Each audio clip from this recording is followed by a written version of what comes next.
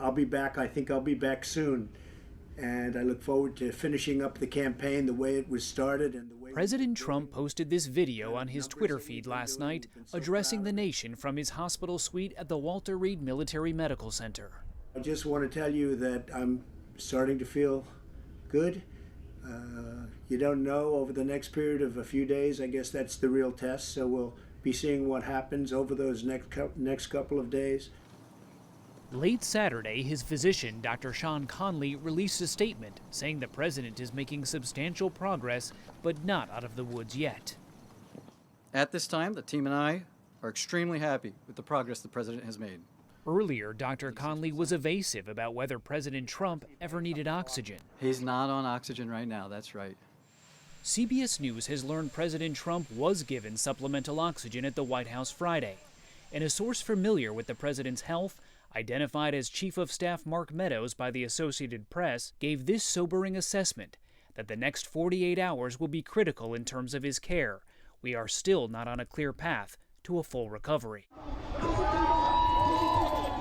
President Trump's supporters have gathered outside the hospital, where he's expected to stay for several days.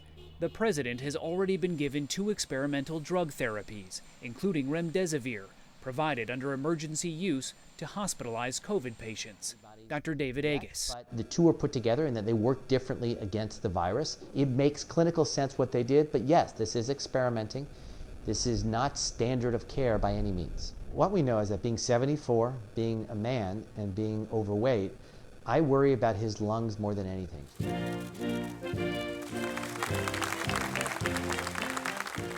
It's still not known how or when the president was infected, but last weekend's Rose Garden ceremony for his Supreme Court pick, Judge Amy Coney Barrett, may have been a super spreader event. Guests were shoulder to shoulder, not wearing masks outside or indoors at receptions. Several attendees now have the virus, including Senators Mike Lee of Utah, Tom Tillis of North Carolina, former White House counselor Kellyanne Conway, and former New Jersey Governor Chris Christie, who checked himself into the hospital Saturday. The president's campaign manager Bill Stepien and top aide Hope Hicks are also infected.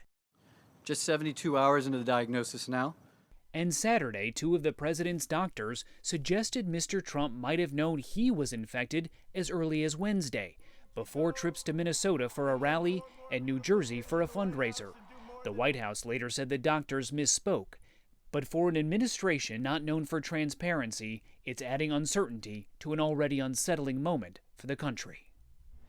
Vice President Mike Pence has tested negative for the virus and is working from home. Officials here at the White House say there has been no formal transfer of power and President Trump is still in charge.